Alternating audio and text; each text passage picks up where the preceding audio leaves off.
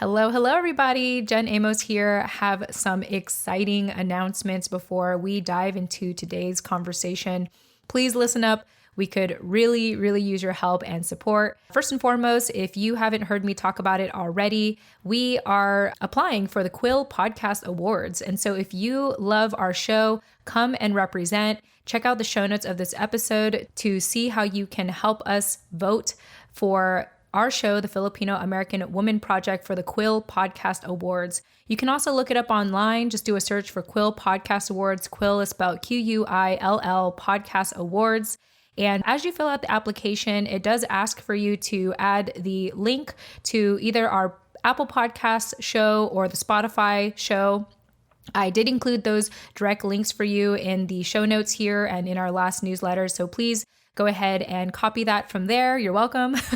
And vote for us. Voting closes on May 26th. And so once again, if you want to represent and help our show get recognized, check out the Quill Podcast Awards and vote for the Filipino-American Women Project. All right, the next thing is Nani and I have quite a busy weekend next weekend, starting on May 29th at 3:15 p.m. Pacific time and 6:15 p.m. Eastern Time, we are going to be presenting our academic paper titled Pinay Podcasters, Building a Self-Sustaining Community Through Storytelling, Collective Healing, and Learning and Collaboration at the Bulosan Center for Filipino Studies Conference. So really excited about this. If you haven't heard about it already, Nani and I have been working really hard on this academic paper. This was very much a labor of love for Nani and I to completely step outside of our comfort zone to write an academic paper. We have to give a shout out to Stacey Ann Salinas, who joined us as a special guest for episode 100 of the TFAW Project. It was really her that encouraged us to participate and write this paper for you, the listener. And so if you want to hear us present on this paper, once again, the paper is titled Pinay Podcasters, Building a Self-Sustaining Community Through Storytelling, Collective Healing, and Learning and Collaboration. We are going to be presenting it this next Friday, May 28th at 3:15 p.m. Pacific Time, 6:15 p.m. Eastern Time at the Bulosan Center Filipino Studies Conference. Check out the show notes to sign up today. It is free registration, and we hope to see you there. The last update I want to share is the following Sunday. Yeah, we are busy, y'all. Nani and I are actually going to be speaking at the first annual Asian Podcast Festival on Sunday, May 30th. We don't know the exact time yet. You're going to have to check the show notes of this episode or our upcoming newsletter, but we would love for you to join us. Nani and I are going to be doing a live recording of our show. It's going to be about a 30-minute segment. First 20 minutes is us just talking, going back and forth, and about a 10-minute Q&A. So if you want to be a part of that, if you want to join us live and see what it's like for us to record, go ahead and join us at the first annual Asian Podcast Festival held Sunday, May 30th. So I will include that link in the show notes of this episode as well. And there you have it, y'all. We are busy and we love it. And all of this wouldn't be possible if it wasn't for you, the listener. Making yourself visible to us, emailing us, telling us how much you love the show. This is really all for you. So once again, check out the show notes to see these upcoming events, and we hope to see you there. Other than that, that's it. We hope you enjoy this conversation today. Really excited to be chatting with freshwater ecologist, boundary spanner, and Filipinx settler on Turtle Island, Catherine Febria. All right, and with that said, enjoy.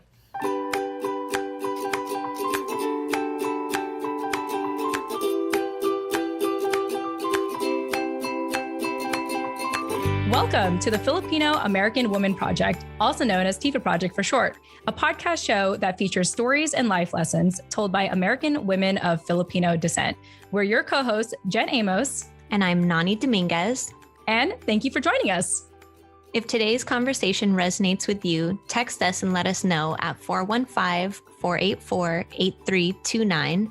And if you want to show us some love, buy us boba at buymeacoffee.com/Jen and Nani. It says coffee, but we love boba. Again, that's www.buymeacoffee.com/Jen and Nani. Awesome. With that said, thank you all for your love and support. Now let's get into the show.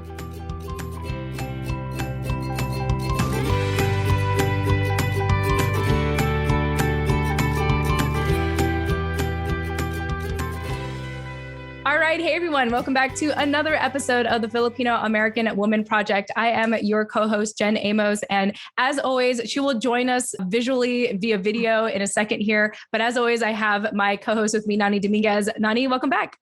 Hello, everybody. Welcome back to the show.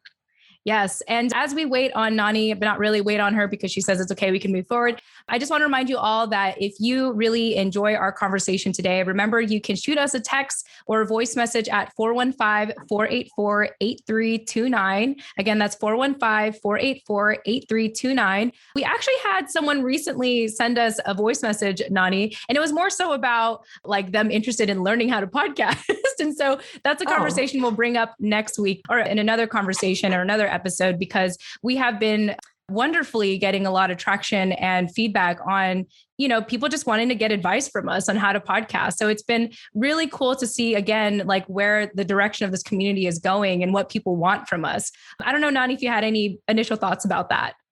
I think that's what we've tried to be pushing for a really long time. And I know that a few of the past guests that have been on our show have started their own projects or branched off and started their own podcasts, even teamed up with each other to start podcasts. So we are, again, all for more Pinays in podcasting, and however we can help. We definitely want to make sure that you all know we're here as a resource for you if that's something that you think you're interested in doing. Yeah, absolutely. And we will be providing more information on that in the upcoming episodes. Also, as a reminder, if you love our show and you want to financially support our show and really continue to support, media platforms led by women of color or Filipino-American women in this case, check us out on biasboba.com. That is where we have people just supporting us financially and also getting some exclusive stuff like our private podcast show, Chismis with Jen and Nani. Nani, our listeners are in for a treat because I actually have some legitimate chismis to share in upcoming episodes. Yes, you do. Exclusively on Chismis with Jen and Nani. So if you all want to be a part of that, if you want to hear Nani and I get down and dirty on certain topics, especially in my own personal life that's been going on lately, really check us out at biasboba.com. And yeah, just stay tuned for more of those updates. But without further ado, really, really, really excited for our conversation today. We have actually been talking to this individual via email for some time now. And so I am just ecstatic to bring on Catherine Febria, who is a freshwater ecologist, boundary spanner, and Filipinx settler currently at Turtle Island. So without further ado, Kat, welcome to the show. Hi, thank you. Yeah, we're I'm really happy excited to be here. Yes, definitely. It's great. As we were saying offline, you're saying like, oh, it's nice to finally put a face to the voice because you've been listening to our show. And I want to let our listeners know, if you want to look up Kat, check her out on Instagram or Facebook. Her username is Healthy Head Water Slab. So once again, that's Healthy Head Water Slab. And also check out her website, healthyheadwaterslab.ca. So look her up as you're listening to this conversation. And if you love her and you like her and you want to reach out, that's her contact information. So Kat, I'm just excited to chat with you because we've been talking via email, back and forth for a while now. So let's just start with you sharing, how did you hear about the show and what compelled you to join us? Yeah, thank you. Again, it's just great to be here because I feel like you were some of the positive, bright voices of the pandemic for me. I run a lot, and when we went into lockdown, I just was obviously isolated from like family and friends. I had just moved back to Canada. So I'm, where I am today is in a town called LaSalle, which is close to the city of Windsor, and it sits across the river from the city of Detroit. And so it's right in the basin of the Great Lakes.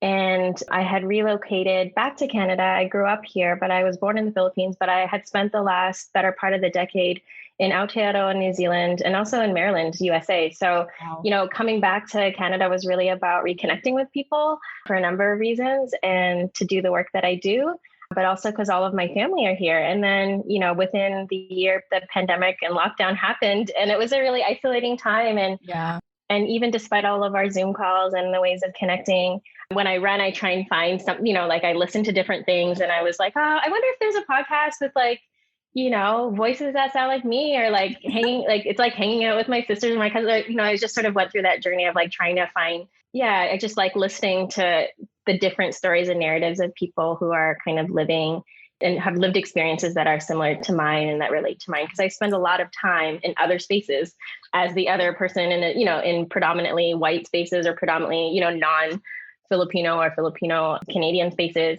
And so it's just a really nice voice and stories, and there's so much joy. And yeah, so that's what kind of connected me to you. And there was definitely, especially in this past year, several calls, like you did some lovely call-ins to want to diversify voices and perspectives. And this is definitely after a year of the listening to others and, in isolation and reflecting, like my year to respond. And so with the invitation to add other voices, I reached out and just said, hey, like I'm a node in your network. And and in that spirit of gratitude, really just reached out to just thank you and let you know that, the Filipino-American community is very much, a Canadian community as well. And, we all call this place home. And if there was a voice there, if there's someone out there like me who's listening and finding community, then, maybe there are other people that I could connect with through you. Yeah. Well, thank you, Kat, so much for sharing all of that and for just your kind words, that we were sort of the positive, bright voices during the pandemic. We had received feedback before where I forgot exactly. I know someone mentioned this, but they sort of thanked us for just having the show during the pandemic. I remember one of our listeners said, like, thanks for showing up. Like, thanks for showing up the way that you do, because it's been hard. It's been hard for us too. Like, it's not like Nani and I live in this bubble and, we're just doing the show without any relation to the outside world. Like, we very much ourselves have been struggling as well. And if anyone listens, kind of pieces together my story throughout the episodes, like I've been struggling too. I've been struggling with finding a sense of community, especially locally, and then also dealing with my own depression and all these things. And so, I think that to be able to come together and to intentionally, to come together intentionally. Thank you, Kat. But to come together intentionally and to, share our vulnerabilities and share what we're going through. I think it helps us in this really weird time right now to not feel alone, even if it's just a voice such as our podcast to acknowledge even what we're going on in our own lives. So you'd be like, okay, I'm not the only one. Like you mentioned, even though you have family in Canada, it still has very much felt very isolating for you. And so it's great to have a medium such as our podcast to, keep us all connected and also hear similar voices to know that, you're not alone in that. And it makes a difference too. Like I had realized like in my podcasting, a lot of the voices are predominantly white, whether it be news and that kind of thing. And I just remember being like, hold up, there's definitely, I just made it intentional. Yeah. Just like, I want to hear other voices. Like, I know we talk about representation and diversity, saying we want to see other colors or we want diversity and inclusion, all these things. And I'm like, yeah, in my ears as well. Like, I definitely want to hear voices and perspectives that I can relate to. It does matter. Yeah, definitely. And, in regards to, our Canadian counterparts, it's like we are in this big Filipino diaspora, right? Like we have families scattered all over, as I was mentioning offline. My mom told me like 2 years ago, like, oh yeah, we have family in Canada. Like I remember she was going to come visit from California. She's like, oh, while I'm here, why don't we visit our relatives in Canada? I was like, wait, what? I was like, we have family in Canada? Like, and then like she booked a whole trip to spend time with me. And then like, she's like, by the way, I booked a trip for a week to spend time with you. Like totally tells me this last minute. Of course. Yes, mom. Yes, mom. I don't have a life. I was like, I don't have a life. Like, yeah, I'm going to like move everything aside for you. But it's my mom. She gave birth to me. So yes, she's right. I will do that for her. And and just being able to, go from Virginia and just road trip up to Canada and meet family there and then go to New York to see my sister. We all are connected. And just to let our listeners know, we are not just exclusive to Filipino-American women. It just started there because that's who I am, and that was my starting point for me. And we've really expanded and invited other narratives and perspectives on our show. And we continue to do so, especially the plans that we have for Chismis with Jen and Nani on our private podcast. But thank you, Kat, just for your engagement with us and even just you wanting to give back and contribute and share your story. And if you are all watching via video, Nani is with us now. So Nani, I want to turn it over to you and see if you had any thoughts on our conversation so far. Yeah. Well, thank you for saying that, first of all. The feedback really means a lot to us. And I know we've been in communication with you via email for some time now. So yeah, it's just nice to, again, we get a lot of email feedback or Instagram DMs or responses to our newsletters from people letting us know how the show is impacting them, which is, all that we need to really validate what we're doing. But it's different to then take that relationship and like actually bring you on the show. And especially in regards to like expanding the narrative, I love that we're having our first like Pinay-Canadian on the show, because that's something that I've been. Am I really the first?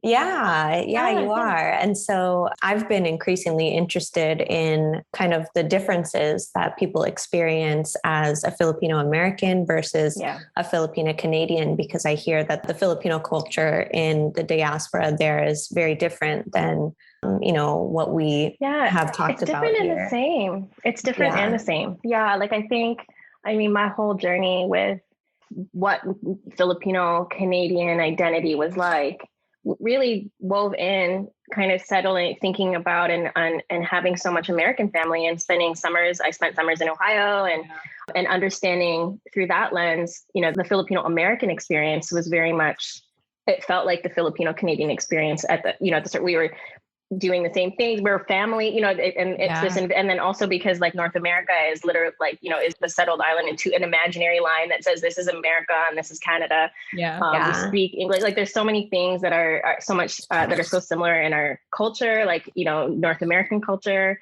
So much of American culture is in Canadian culture, and just, it's like little things like how we spell words or the temperature, just those things remind you that we're different. But, everything about, especially when I was getting like into high school and going into university, it was really transformative for me, because I would go, my cousin in Ohio, who was in university at the time, and my other cousins who were in university in Canada, like I would tag along with them, like anything we could do, we would do as cousins. And it didn't matter that, it was like, we'd all go to spend Christmas in Ohio, or they'd all come, and we were this like, family unit. And when I was like old enough, my parents were like, oh, you're going to go with them. And I like literally went to like a Filipino American youth conference, like Find in like the 90s with my cousins who were in college, and they were just like, yeah, just come. And I was like, yes, I can do a road trip. Like I can't go sleep over at my friend's house down the street, but I can go across the border and go like hang out with my Filipino cousins.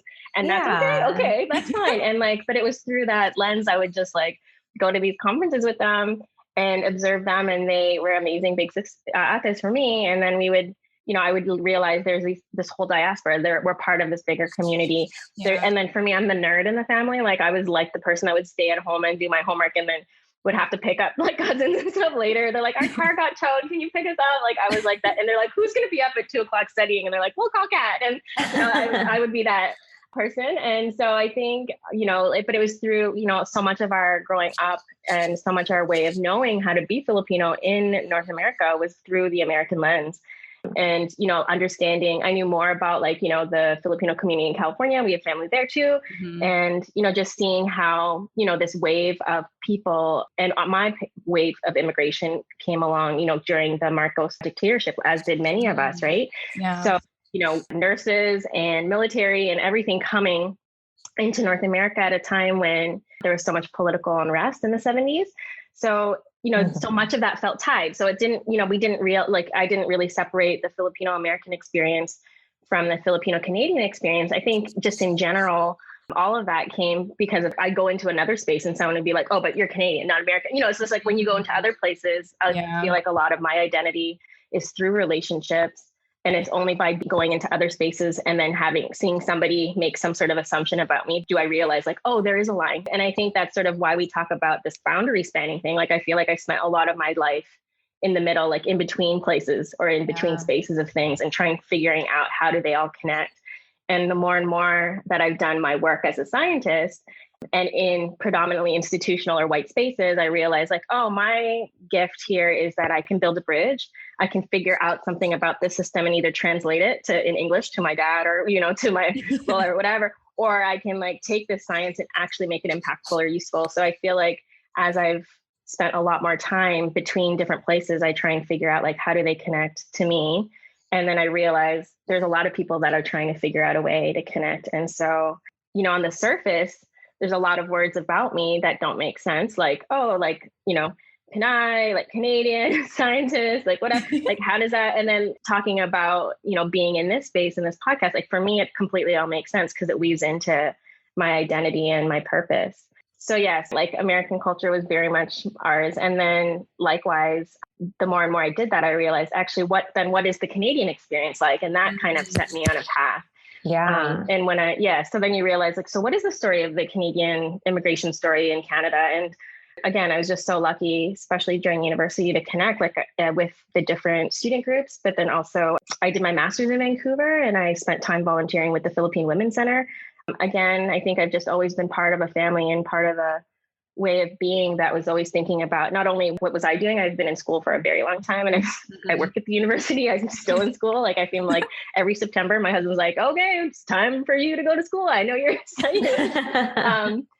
But, I always have thought about the purpose. Like, yes, I'm here learning for me, but then how am I like contributing to my community in that way? So part of that was when I was doing my master's in Vancouver, I spent a lot of time at the Philippine Women's Center, connecting and being in community and relationship with a lot of women who are my age. But there's a whole history in Canada of live-in caregivers or nannies that live in Canada. And that's so much of our story.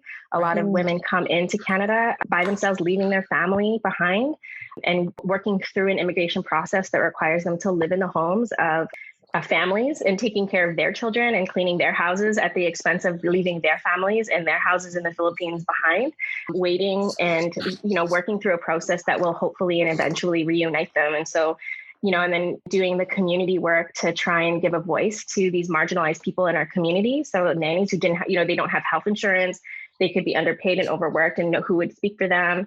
And then also just thinking about the broader ripple effects that happens. So when you finally do get reunited with your family, that child that might have been 9 could be an adult, or, that might have been a baby, doesn't, it knows their grandparents better than their own mother. And so you can see how that breaks families. And so a lot of the work, even though I was doing, science in the Arctic, I would, when I'd be in Vancouver, I spent a lot of time just trying to understand my own sense of self and purpose.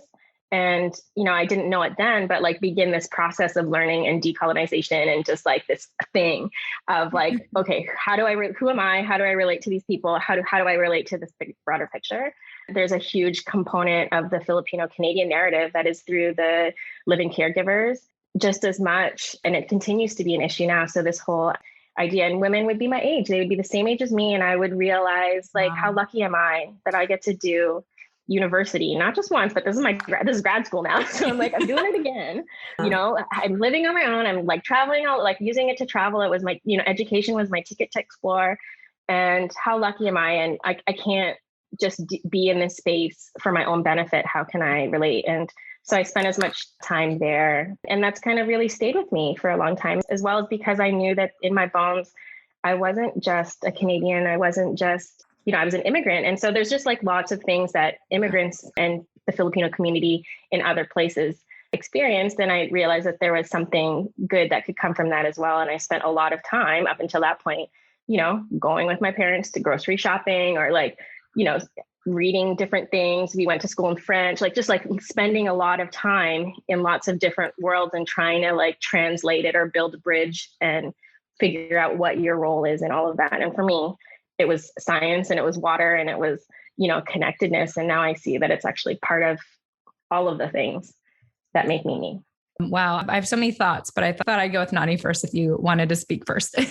Yeah, no, I just love your passion for really tying your sense of purpose to your community. Even it sounds like from a young age, like as you're exploring what means what to you and what you want to do, it sounds like you've always had that tie back to your community, whether it be through your family or these other spaces that you have found yourself in. And so I appreciate that you kind of, it sounds like, have used that as like your North Star on your journey. And I think that is, what we were talking about in the beginning of the interview, what the pandemic has really made difficult for a lot of us. And we take that kind of nature of Filipino culture of just like having family around all the time or being able to, up and call someone at 2 a.m. to come pick you up.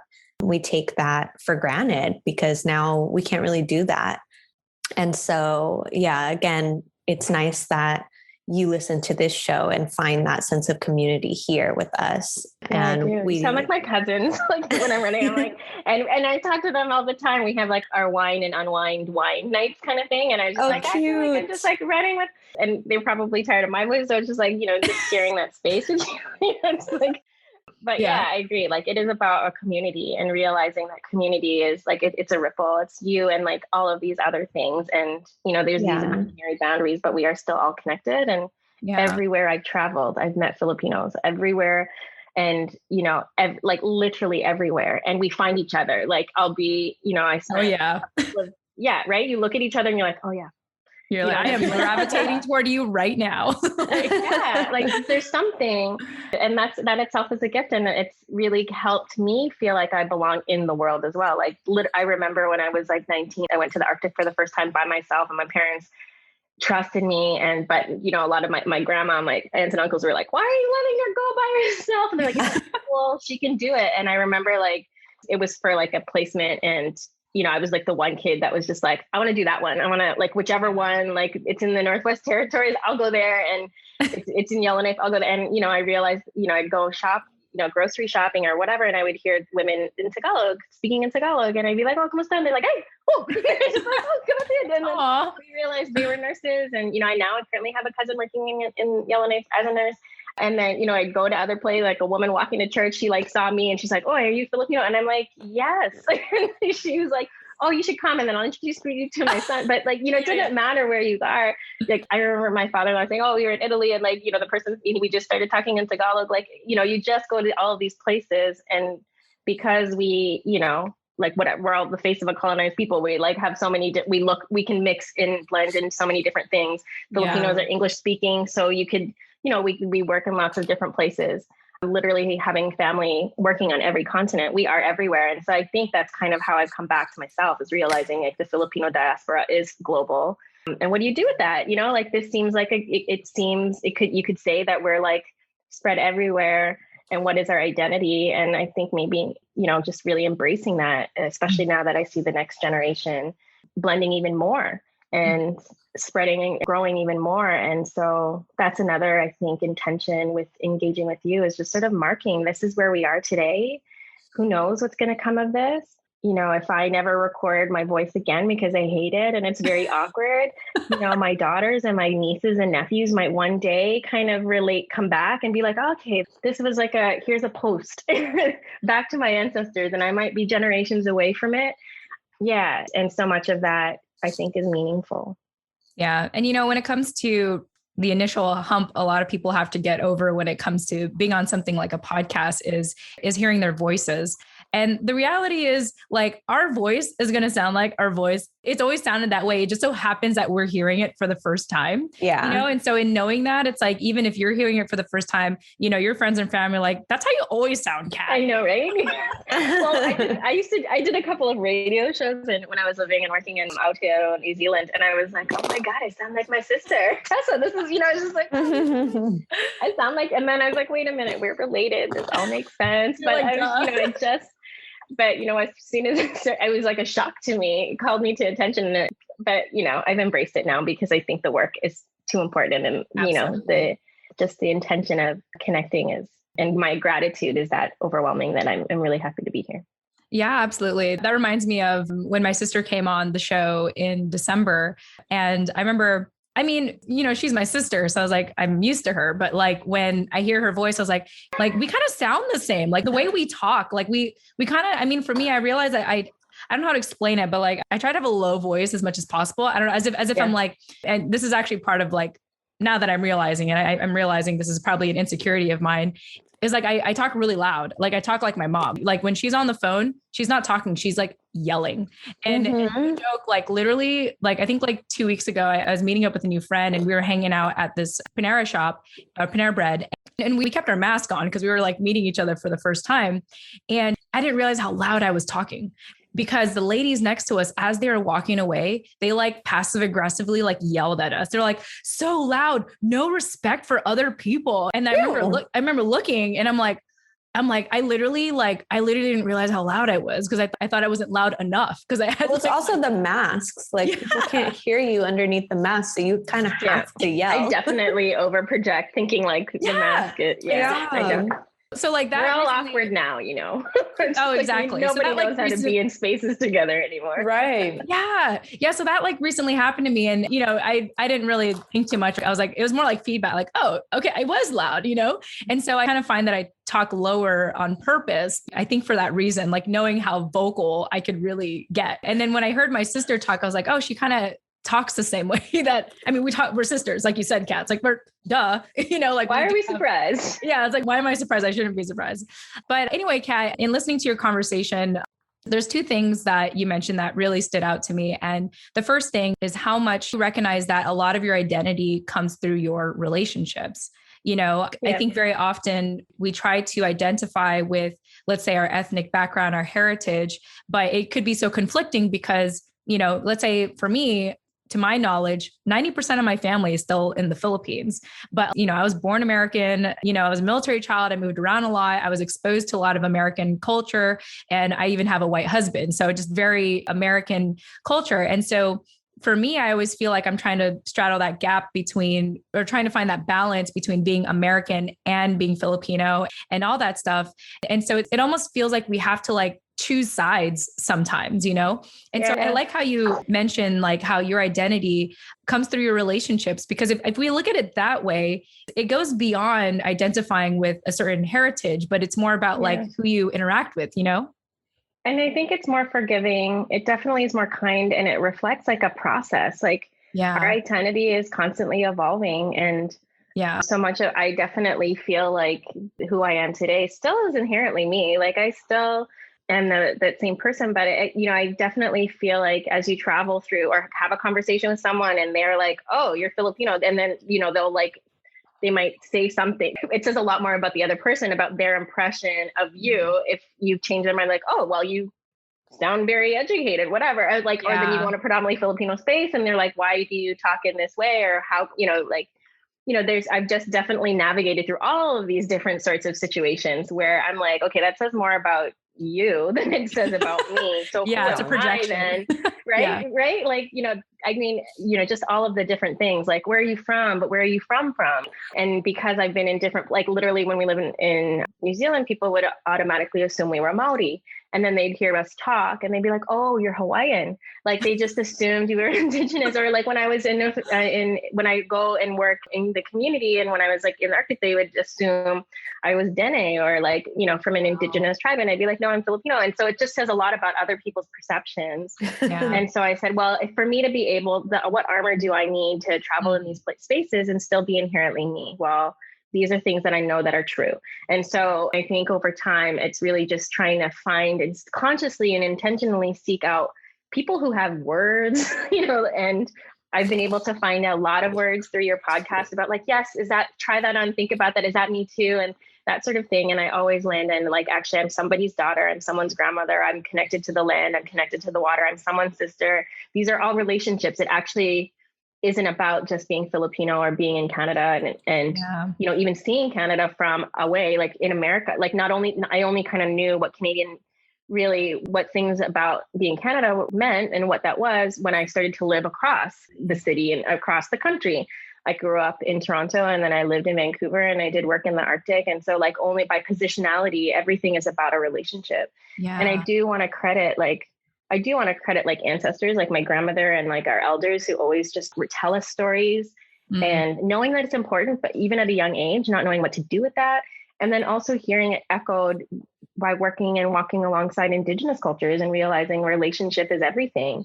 So that's the bit I think for me right now at this point in my like years of being on this planet, it is about relationships. And this is who I am. And being a Filipino Canadian, a settler, an immigrant, like all of those things here on this, on this land, it's all of those things. And I think I just got tired of trying to be in one box or the other. And I'm being like, it's all of it. And I think that's a lot of my research and a lot of the way I live and do is like, we embrace the diversity and that is who we are. And that happens in all of this, even in my own household, we're all Filipino ancestry, but literally me, my two kids and my husband and I, we were all born in a different country. So it's like, it's not even about what passport you carry because we call Canada home right now.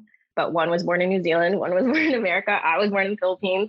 But we can all say that we're Canadian. We can all say we're Filipino Canadian, and and that identity can change over time. So I think it is that's why I've landed on it's the relationship. It is about spanning a boundary, multiple, and it is about connection. Yeah. And then the last thing I want to add, and I want to definitely get Nani's thoughts on this, is another thing you mentioned is the gift sort of having all these different layers to you and different experiences is being able to build a bridge, within your relationships or with whoever you talk to, wherever you go, is having that kind of communication skills to create that space for people to connect.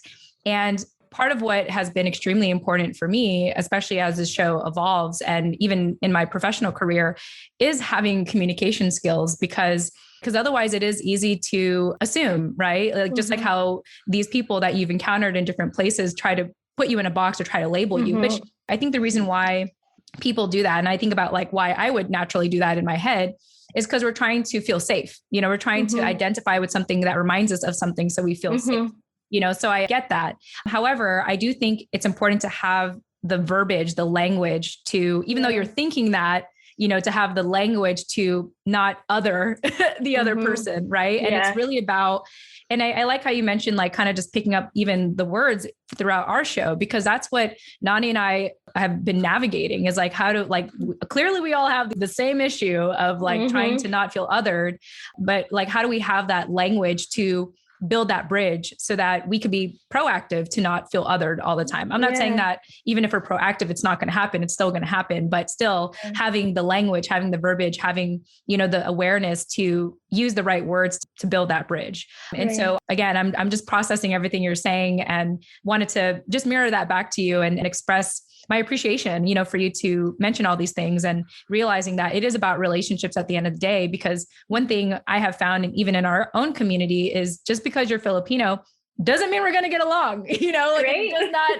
absolutely mean that. And I have different stories to share, and I know many of us do many stories where it's like, wait, I thought you're Filipino. I thought you would be on my side, but even then, because in some people it's debatable. Some people don't identify as Filipino. They identify more with their indigenous roots, they don't want to identify with King Philip, who named the Philippines, like they don't. And so again, I think communication is so key, and like why we love, at least why I love what we do here at the TFAW Project, is having that new language in a sense to build those bridges. Like that's the gift we have, like being in the diaspora. That's right. And especially when you are in, Toronto is awesome. It's in an immigrant, it's a city of immigrants. It's the world. Like it was wonderful. But we would very quickly be sorted, right? And there's different communities. It's a city of communities, which is beautiful. Like I realized that itself was a gift because I could navigate. I would know about the Jewish holidays, and I would also know where to get the best jerk chicken and know about all of the different intertribal Filipino differences. Being in Canada, you just get all of that. And then you travel to other places and be like, oh, that's not normal. And so it's just kind of resetting every time. Yeah. But I think, I guess, it's just that spirit kind of, this experience is here to tell you something about yourself. And just also realizing that immigrant communities have really had to struggle. The struggle I remember in the 80s and 90s was very different for an immigrant community in the 80s what they're experiencing now. Yeah. And I would sort of see that play out going through the school system, right? We were in French school and somebody else wasn't. We lived in one part of the city and somebody else didn't. And that would just all play out and you wouldn't realize, what that all meant. And I think at a very early age, I've always just been very curious about not only what you're doing, but why. So I think my parents probably just I don't know, I probably overwhelmed them. And I used to be very thinking oh, well, you keep forgetting about me. I'm the typical middle child, right? And that's middle child? Oh, you forgot. Oh my God, you're cool. I'm a middle child too. Right. And I still, you throw me in a group with my sister, I still will revert back to that person. And I'd be like, well, they spent so much time, but so that's why I've been in school this whole time, or this is why I would travel for years or whatever, because people would forget about me and shame on me, because I also had a gift of inheriting all of my family's photo albums. When I moved back to Canada, my parents downsized and moved out of our home that we've had, the only home they've owned since they immigrated. Wow. And then I've been taking photos and sending it to my cousins and all of the elders and things like that. And I'm shame on me. There are so many photos of me. My parents did love, just I would complain. I'm oh, that narrative. Hey, I totally get that middle child syndrome. Trust me. I hear you. Right? I'd be you forgot about me. But bless their heart, my parents, they were amazing. They, when I went to the Arctic, my mom, who hates the cold, came up in the middle of winter. I found a parka for her, and there are pictures of her standing by the side of a stuffed polar bear and doing all of these things. my younger sister moved to Nicaragua and worked for a bit. Like all of it, we did a family trip to Costa Rica, met her there. And like, I was just like, here they are, like holding space and like letting us do what we do. And again, so yeah, it just comes back like, that's what family can do. That was their version of trying to support us and make sense of all of those experiences. And yeah, I'm just super grateful for that. And anyway, so I definitely sent a lot of apologies. Like, I'm sorry if I ever said that you didn't take pictures of my childhood. I have found 7. I found albums. The pictures. You're like, oh, I was loved. Yeah, I definitely. But as I was going through it, so I think it's like that grace, the relationship thing changes. You grow over time and you learn more and you realize just how important those things are. Yeah. Like, thanks for putting up with me throughout those years where I felt like I wasn't enough or I wasn't noticed or I wasn't important. Yeah. Yeah. Well, yeah. And I kind of forgive myself for that. And that's why I like to remind people, like, everything's a journey. Like, we talk about kindness as a verb, not only here in our home, but in my lab and with my team, and that it's a choice and it's a muscle. Like, you practice it. Like, it's not just, I was, really lucky to be part of this like movement of kindness in science. How do we dismantle the systems that create oppression and that have really been a place of, marginalizing and separating science from, society? And what are we doing if we're not actually having a positive impact? And how can we change the structures that create these educational systems or research systems that are really, dishonoring our responsibilities to things like indigenous communities that are systematically set up for people who are, disadvantaged to not rise, like give opportunities, and really just, again, find that language to do that. And in that process, I was just like, one of my daughters is like, oh, so we're kind. And I was like, yes, but not that mommy was kind from the beginning. Like, this has been a work, like, just like, it's taken a while. I wasn't born like this way. Like, we grow and we learn, but, so all of those times, when I think of like other people in my life, some people come out and they're just like rainbows and kindness and empathy. And for me, it's just been a work in progress to like continually find that language, learn how to do it, go through experiences, try and learn from them, be grateful for everything, even if it is hard, because you really learn something about like yourself. But yes, and I always come back to being that hyphen, like both Filipino and Canadian or North American. And like that still stays with me. Yeah, for sure. No, I love what you said about so much of our identity being really about our relationships. And I think that, so far, I'm sure we'll get into more, but I think that is like a great title for this episode. So much of being Filipino is based on our relationships and beyond identity.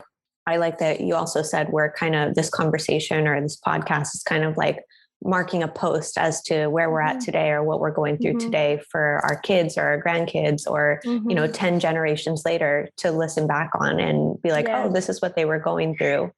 And that's the scientist in me too, right? Because it's like, we want to understand if something changed. Well, we need to like have data and, even just trying to change that narrative, right? Like, it's not like an experiment that you sign, like everything about the science we do is like in the real world. And I'm trying to remind people who are all about like trying to have a number about it and generating a statistic to say like stories are data, the stories we tell is knowledge. Like we need to be really open and conscious of the fact that if we want to change for the better, or if we are doing something because we want to make it a positive change, then like take note, like just like see where you're standing right now and see how far you go and understand if things change. And so I would just, so me being here again is just being to be part of that positive change, because I know that we're all going to come out of this time questioning who we are now and who were we before. And if we want to where change, do we want to go? Yeah, if we want to change those stereotypes of what a Filipino looks like or what a Pinay looks like, then, we have to tell those stories about I'm Filipino and, whether that be whatever culture you're a part of, wherever you live, whatever you do, however you identify, we have to show people the diversity in, just the spectrum of who we are. And so I love how you kind of brought that up in your work. And I'm curious about that when you talk about dismantling like systemic oppression and stuff in the workplace. That's obviously a really big conversation that's going on right now in America. So I'm curious how that differs in Canada, like what the climate is right now in Canada in terms of like social justice and identity politics and all that kind of stuff. And then furthermore, in your industry as a freshwater ecologist, like that's just such a unique field to be in. And I'm just curious how, in your experience, those systems have kind of affected either you or people that you know that come from indigenous cultures, and what the differences that you see in the opportunities that they either had or did not have. Yeah, well, thank you for those questions. So the systemic part, so I guess that's the one point of difference between Canada and the US, is that Canada is a Commonwealth country of, the British Commonwealth. And Canada also has a history of relationships with Indigenous nations across the country. And that is still a very tense time for the country, because they're trying to negotiate a better future that is reflecting on a really ugly past where, Indigenous communities were pulled apart through residential school systems and that sort of thing. So it's still very much a living, there are nations that are still living and breathing through that trauma, and continue to get, re-traumatized because of like these words over years, and government saying we're going to do better and we want to apologize, we want to do these things. But, for Canada, which I think, so it's very aspirational, but it still has yet to really deliver on the promise of reconciliation with the people who were here first. And it's, it's a long history. It's like 500 years of like colonization that's taken lots of different shapes and forms. And America took a very different approach with, the Indigenous communities. And there are some that are, in some places where a lot of that history is removed, but it's still there. So it just looks different because of the way that US is built on different states and that kind of thing. And Canada is different as well. So that's one thing that I definitely see is different. Like it's a common topic of discussion if you choose to hear it and choose to see it. Like these are conversations. And same thing with like any marginalized community. Like I think that's what, with everything happening with Black Lives Matter and everything, and it has its own manifestation here in Canada, but we were certainly here and thinking about it and talking about it. I have colleagues in Detroit. And so my lab is like 2 years old. It's a research lab in the Faculty of Science at the University of Windsor. It's only a few years old, and I relocated from New Zealand, and I specifically decided that this research lab was going to be, I knew it would sit in a system like an institution. It's a university system. I knew that well. I've been in school my whole life. And I just decided that it was going to have values, and it was going to do work that really engaged the system. Like, I have to write grants and I need to do science. I want to train students and I do teaching, but I wanted to do it in a way that was authentic to my values, that didn't separate me as a Filipino-Canadian person, immigrant person, traveling through the world, like with all of these experiences. And that had its place because the majority of the, science has been predominantly pale, male, and stale, was what I call it. So it's like a lot of old Love dudes, that. a lot I could say the same about, I'm in finance. I could say the same. It's pale, male, and stale. And, thankfully, it was by, and it, like, I think it's hilarious. Like once you see it and you have words, it's so much easier to like be in those spaces, because I'm like, okay, you're that, I recognize this, and it's going to play out in this very predictable way. It means that, I have to secure, like I have research grants. So I'm an assistant professor, and I also hold this thing called the Canada Research Chair, which means that I get additional research funding and like a category of people that they think are going to be leaders in these specific disciplines. And so in my discipline of like freshwater ecology, like I spend a lot of time doing restoration. So how do we heal waters that are unwell? How do we heal the rivers and the streams that nourish us? And because of that, you can't do that without recognizing that it's in a watershed, it's on a land, it's on someone's land, and who does that belong to? And it might be a farmer, it might be a city, but actually it was somebody else's land. It was a nation's land before that.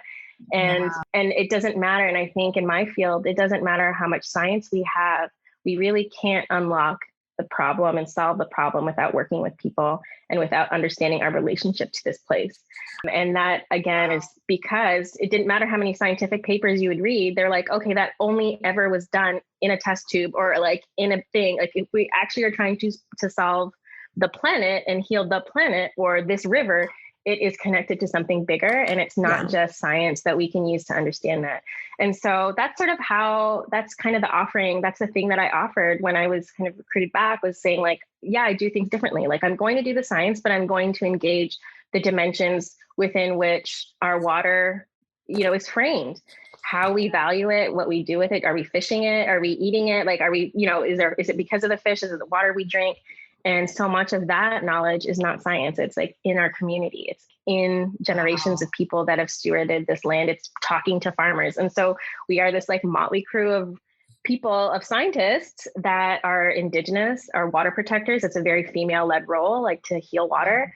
It's working with farmers that don't look like me, but they are very much see themselves responsible for future generations. And so the tagline of our group is using science to connect land, water, and people for the benefit of future generations. So it's this recognition that so much about the institutional and historical approach to science has been to like promote me and cite me and to like give me the money. And for our team and for our, again, we just talked about my personal journey. The work is also linked to that, is like thinking about what can we do to make it better for future generations, where we can figure out who we are and where we want to go. We can think about what is the role of science. It's not going to solve everything. And so there's a lot of, you can put the ego in the closet for that thing. If we're really serious about doing better and being better, then there's a role for science, but there's also a more important role for the relationships that we have in this place with each other, and to get this, like to do this job, which is, do the work of, in my case, healing water and the people that depend on it.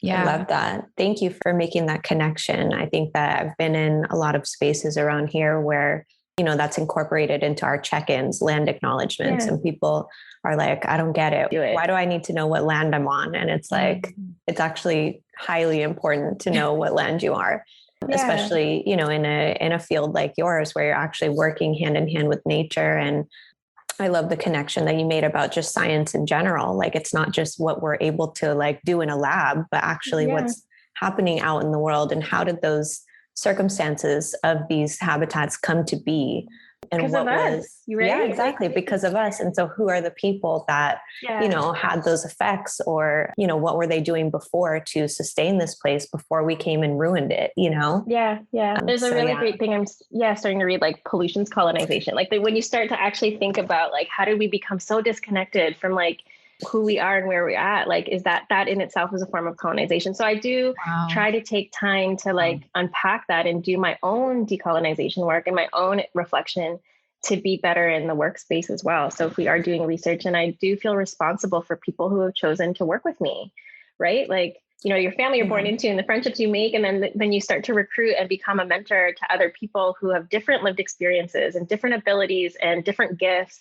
How do you harness that? And so I do take that responsibility.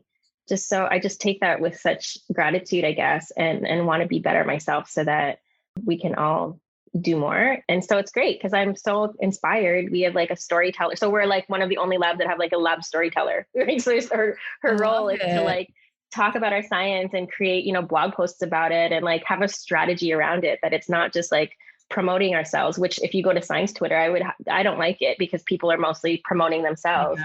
So what is our intention with these forums? It's to engage people. So, we have intentional conversations about, what does water mean to you? Like, how does you collecting rubbish have anything to do with water? Because it's like this, what is this watershed that you live in? Where are you drinking your water? And, where is that food that you're eating coming from? It's all in this dependency of water, and it's such a precious resource. And so I think, before I would try to be like, oh, just focus on the science narrative, because that's what the science mentors at the time, as I was going through the academic system, I'd be like, no, science is here, social is there, and like whatever. And I think I just realized, I think some point, maybe a decade ago, maybe when I became a mother, I was just like, forget it. Like, I'm just going to be me. I'm like, I see this all makes sense to me when I can relate them, when I can do interdisciplinary stuff. There's no And looking out in the world, I'd be like, is there another Filipino ecologist? Am I an ecologist? Are you an ecologist? And I found a few. There are a few of us, and we continue to remain connected. I continue to remain connected with other academics in the Filipino-American space. One of like the profs that when I did my PhD at Toronto, his name was, he's at Wayne State, and Roland Sintos Coloma. He is now like an associate dean at Wayne. And when I landed back, like one of the first trips to Wayne State, he was like, I just need to talk to you. But he was one of those faculty members, that were trying to herd other Filipino students to like connect and give us, we connected with each other in this like colectivo, and that was wonderful. In every kind of academic space, you kind of try and find each other. And so I met one of the freshwater ecologists, and she's up and coming, and we were both like, hey, are you? And, that kind of thing. And we're Love like, it. you gotta know. And likewise, I met a couple engineers when I was in the US. So like, we were trying to find each other. Yeah. And then I think I just like to again, like challenge the stereotype around like being the professor or being the scientist or being the engineer can also be someone who's very deeply connected to their community and a purpose that's not about like, this colonial defined success. It is maybe something more. And just, letting other people know that if there are people out there that are doing the work, then like I'm out here too. Yeah. We can connect. So to our listeners, if you are doing the work like what Kat's doing and you are a freshwater ecologist, reach out to Kat like right now. Her Instagram is Healthy Head Water Slab or Facebook as well. And you can also check out her website, healthyheadwaterslab.ca. Connect with her. Again, that's what this is about. It's about our relationships as we're talking about. And, even, part of what Nani and I are starting to do, even in the podcasting space, is to try to connect with other Pinay podcasters and encourage others because, even in radio and broadcasting traditionally, you think about like the white man, right? And so to be in this space and to not see a lot of our faces in the space, it's like, let's normalize this. Let's help each other. Let's support each other. And I like that you're doing the same as well. And the other thing I want to add, just, listening to you is appreciate you describing all of this and, being storytellers of the land, because, for me, my own ignorance, like, I don't think about my connection to the land. I just think, it's land, but I love how you've humanized it. You're like, well, who uses this water? Who has used this land? Like there's a story on this land. And I remember, Nani, in the early interviews that we had with JL Umipig, when she introduced herself and where she came from, she would always honor, the indigenous people who were on the land that she was on before she mentioned the current name of it, the current name, let's say being New York or being California, like she really honored the land. And, at that time, I didn't understand that. I was like, oh, that's very interesting. Like, I'm in Virginia Beach. I don't know the name of the indigenous land beforehand. Like, and to my own ignorance and naivety, like I didn't even care. I was like, well, what does it matter? Like we were here where we are now. And so for you to share all this and really talk about like the history and tell the story, it's very enlightening for me. And it gets thank you.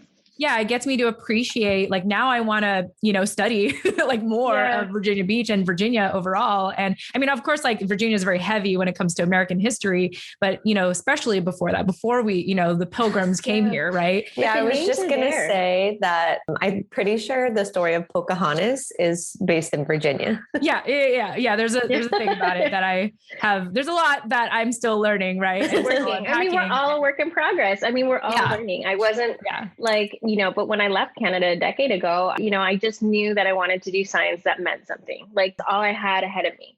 And these are these gifts. Like I, lived, in Maryland, University of Maryland College Park, like at Obama's time, like, just thinking. And so again, like I learned more about myself by being in somewhere out, like moving. And I think understanding relationship to place especially once you start moving and traveling and, the reality is my children are not going to grow up in the same way that I grew up, in the same place, in the same house. Like they've already moved and float like so many times. Like, so and I think maybe that's why I was just like, so then what is their identity going to be based on? It's going to be based on their relationship and where they are now. And, what is home, and we're just about to move again. So again, it's just like thinking about like, thankfully it's only 10 minutes away and not like to the other side of the planet, but it's just like, so then I don't want their sense of self and purpose to be, the house that they lived in and that kind of thing, but maybe something deeper and something that, goes deeper than that. And so I'm glad that was helpful. And I just also I love the fact that you're holding space. And I look, you're very much a mentor to me too. And the fact that it led me to knowing that there were, once I knew that you existed, like what other Filipino Pinay podcasters are out there. And I think this is the other thing that I wanted to try and emphasize, like we need to know each other and hold each other up, because it's not like the decolonial approach of that is that we can all coexist. Like there can't just be one, but we can all coexist and we can all do really well and we can all lift each other up. And to do anything other than like, if we aren't supporting each other, then that's just the system. That's just the pale male system acting up again, and I just want to move away from that. I want to champion other voices because we're all better. And so I do really just love that you're opening the door for me and for a lot of other people to reconnect and find ways to make meaning. Yeah. And I really appreciate you saying that, Kat, because I think it does take a lot of heart and faith to do something like this, because I know we all have our stories of feeling othered, even in our own community.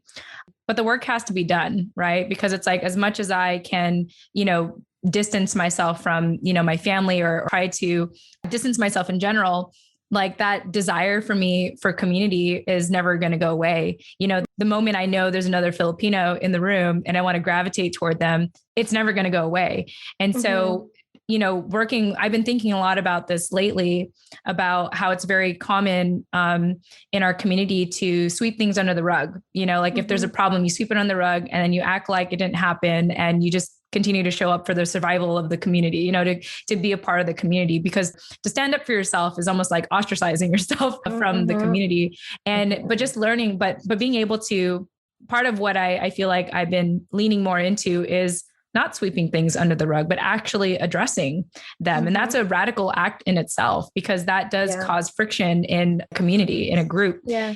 And so as hard as it is, though, it's like, I will continue to fight for that, because I believe in us. I believe in our community. I believe that we can come together and coexist and help one another. Yeah. And we're not going to be perfect at it. Like, we are going to make mistakes. We are going to, we're not going to be one thing. You know what I mean? Yeah. We're not going to be one monolith kind of. Exactly. Yeah. And we're not, but like, I'm still going to keep trying anyway, because it's just a part of me inherently. And I think for a lot of us to want to, be a part of the collective, be able to coexist.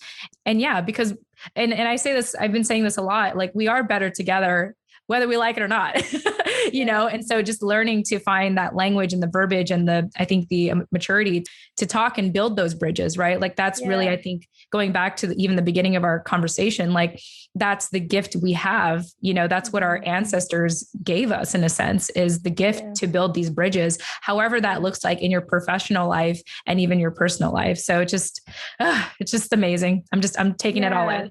Yeah, you guys are queens. I really appreciate you. I mean, and that's the thing. We got to be better at it, all of this. This has just been such a weird time. But like, I think that's the thing. Like, when we talked about just like the science fit and, running a lot, like, I can't change the system, but I can choose to gather myself around people who are like-minded in values and purpose. Yeah.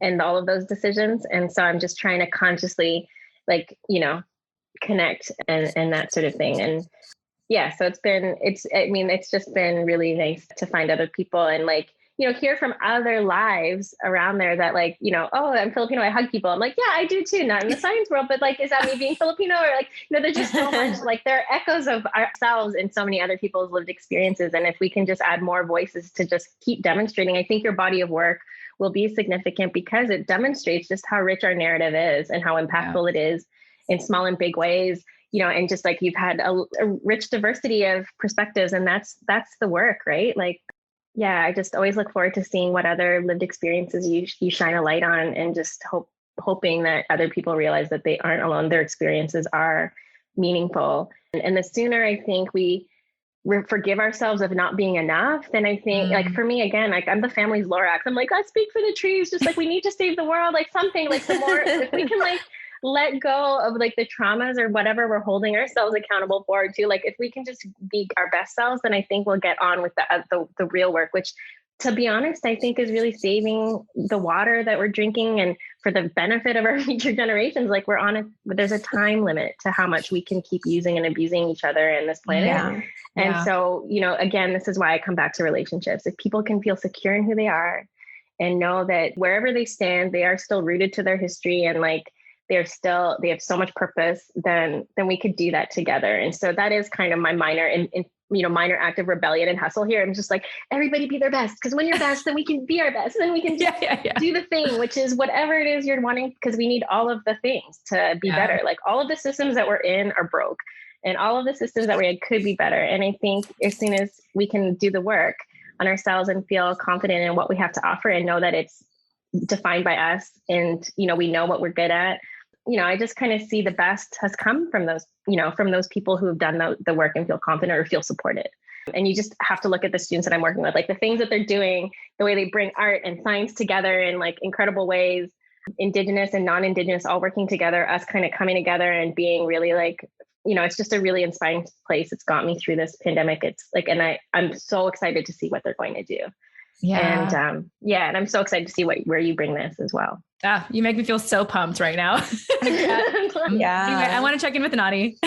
I agree with you. It's so amazing to see what people can do or what people can come up with when that, desire for inspiration is really fostered. And that's what we've been starved of for so long. And a lot of this project and what you're doing, like you mentioned before, is just trying to find the language to articulate that. And really, that's so important. And we do that through these, building of relationships and really honoring our individuality, and also how the differences in our individuality connect us, just like you said, like, I'm in the lab, I'm in a science lab, but I'm Filipino, so I want to hug you. Like, can those two marry each other? Can they exist? Yeah, exactly. Yeah, can they coexist? And when I hear like my kids, like, bless their heart, when they're like, we want to be a scientist like mama, and I'm like, I guess I should be really happy, but I'm like, no, you just need to be you, like whatever that is. Like, I want Good you to answer. That's not the goal, right? Like, I don't.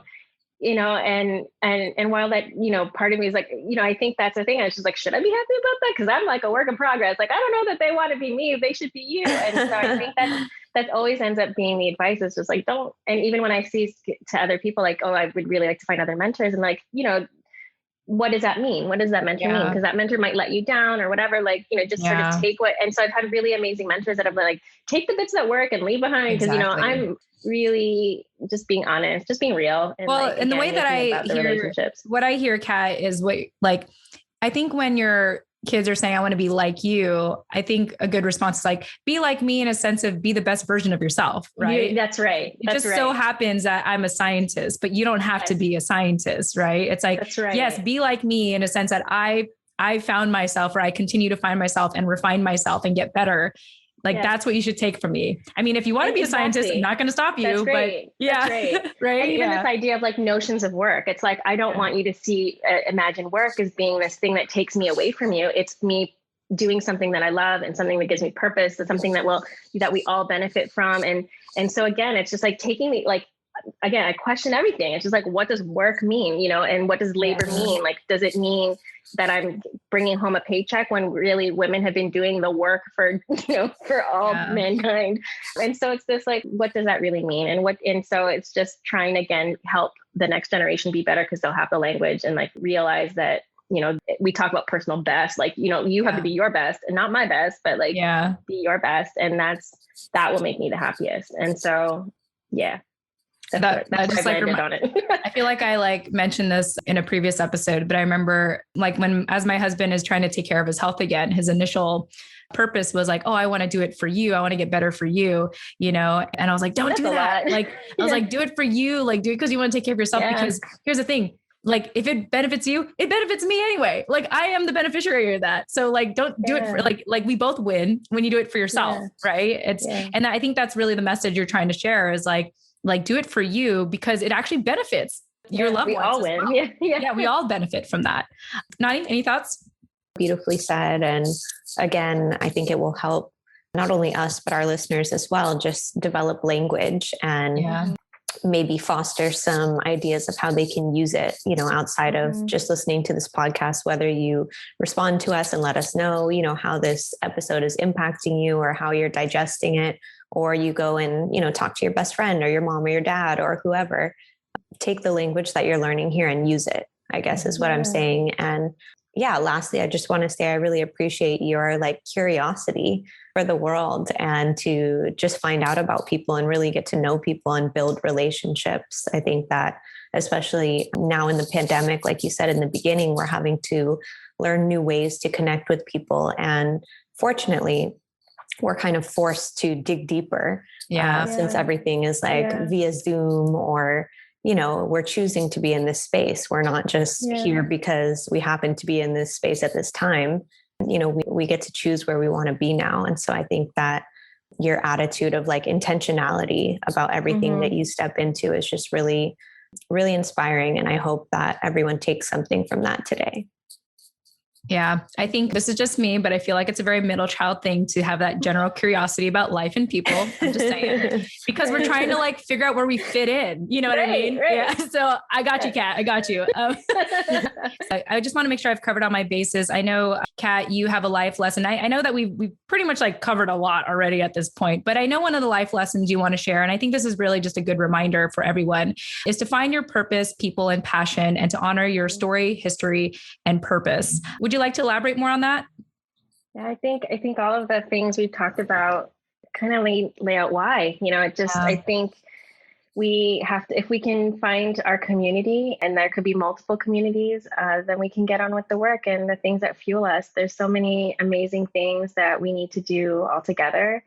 Yeah, I think I just am really hopeful for the next generation. I hope, maybe my daughters or nieces or nephews, I don't know, grandkids, who knows what the future, this is going to be on in the future. But I hope we can like look back and realize that there was a meaning to all this, and that we did something to really try and make it better for the future generation. I'm hoping that, they don't have to worry about droughts and floods and, food. And, I'm hoping that these invisible boundaries of nationhood and people belonging and things are discussions we no longer need to have, that we are like part of a richer family because of it. And just letting people know that they're not alone. And if they don't know what that space is, to just work towards creating it, because that's sort of what's worked for me. And then also I'd love to connect with other people that are also in that journey. There are labs out there. There are places in science that can be really fruitful. And there are and the Filipino-Canadian family is very much part of the Filipino-American family. And so, so I think that's it. I think the last story that really inspires me, as I was telling my eldest daughter a couple of years ago, and I never want to forget it, is that I would sort of say, she's like, but why are we here? I was like, oh, well, because she's like, why are we in Canada? And I said, well, your grandparents wanted to give us a better life. And she's like, well, why? And then she just kind of, and I said, well, our ancestors wanted to give better opportunity to the next generation. And, and one of the reasons why they did that was they thought that we could have a better life here in Canada. Yeah. And then she was like, all of my ancestors. And I was like, yeah. And, in some cultures, like where we've lived, like, in the stars, all of our ancestors are in the stars. And we were outside at the time, and she just started crying. She's like, I can't believe so many people love me and they didn't know me. And I was like, and that broke me. And I was like, I have a responsibility. Like, I have a responsibility to them. I have a responsibility to this world. And I just want to do what I can for them. Oh my gosh. That gives me goosebumps. It's so sweet. Yeah. Yes. I was like, I need a minute. What a sweet moment. How Thank you profound. for sharing that. Yeah. How profound. And I never want to forget that, because I think, at the end of the day, whatever we choose to do, art, science, or all of it, or everything in between, we have a responsibility, and someone's watching, and yeah, exactly. And I mean, even just that reminder, like, I love that your daughter said, like, I can't believe there's so many people that loved me and they didn't even know me, and I think like the fact that our ancestors, our grandmas, our moms, where we are today, it's like we are here as a result of love, and so, man, I just feel like you totally like rewrote the narrative of I'm not enough, like you just right there. Okay, y'all, if you don't feel like you're enough after this episode, and go outside tonight and look at the stars. Yeah, look at the stars. Find your lake or river. Just like appreciate. If you don't, I guess that's a thing. Just appreciate everything. It really is a gift. And thank you for holding space. Beautiful. Yeah. Well, thank you for being a part of it. Thank you for helping us like own the space. It's been beautiful. So before we get going, as a reminder to our listeners, if you want to reach out to Kat, her website is healthyheadwaterslab.ca. You can also find her on Instagram and Facebook at healthyheadwaterslab. And other than that, Kat, is there any other way that you want people to get a hold of you? Like, obviously we can just keep to this, but anything else you want to share, any final thoughts or any other ways you want people to get a hold of you if they want to reach out?